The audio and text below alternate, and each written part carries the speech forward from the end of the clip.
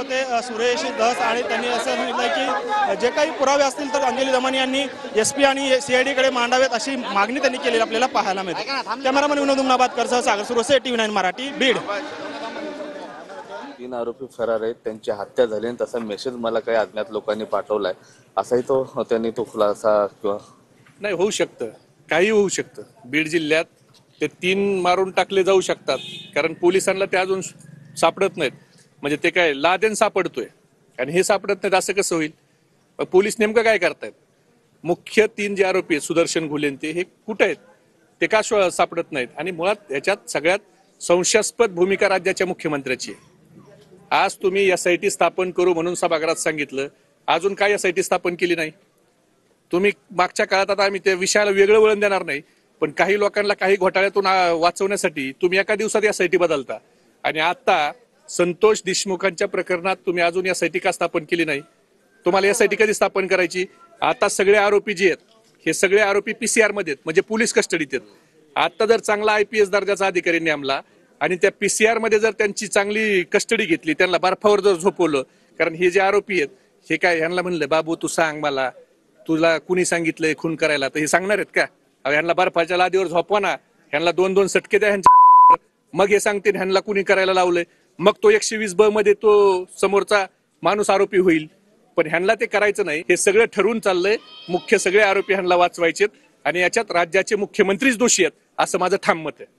हे सगळं करावं लागतंय, प्रकरण झाकलं जात आहे असं वाटतंय का? दबाव तर निश्चित चालू आहे, म्हणूनच मी पहिल्या दिवशीच मागणी केली होती सरकारमध्ये की तुम्ही जोपर्यंत ह्याच्याला न्याय लागत नाही तोपर्यंत तुम्ही इथल्या आमदारांना मंत्री करू नका। तुमची मागणी जी आहे ती अजित पवारांनी ऐकली नाही, म्हणजे त्यांना मंत्री सगळे सरकारला मी सांगितलं होतं, अजित पवार असं नाही सगळ्यांनी सांगितलं होतं की तुम्ही करू नका।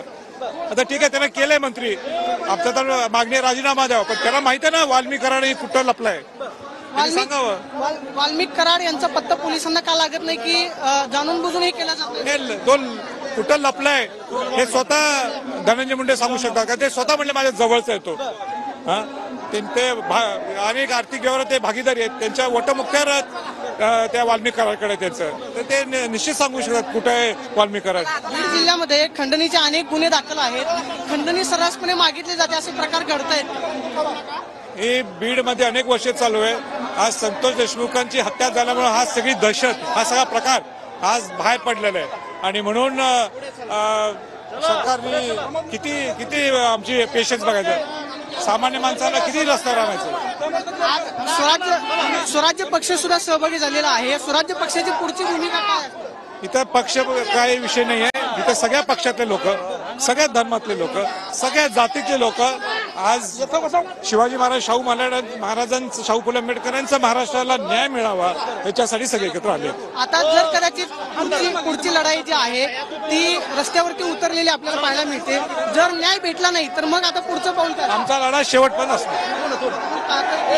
आमचा लढा जो आहे पाहायला मिळते आणि सुद्धा तर बीडमध्ये सर्वपक्षीय आता रस्त्यावर उतरले आहेत, मूक मोर्चाला सुरुवात झाली आहे आणि करून घेतलेली ही दृश्य आपण पाहतो बीडच्या रस्त्यावरची।